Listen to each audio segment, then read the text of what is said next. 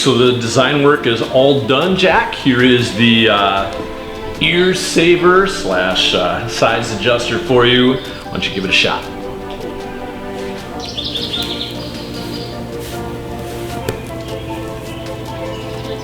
Perfect. So here you have it, folks.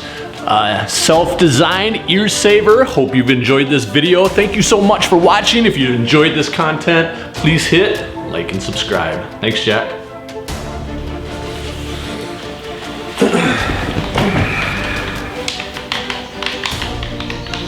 Dad, how did you make that? It's kind of a long story.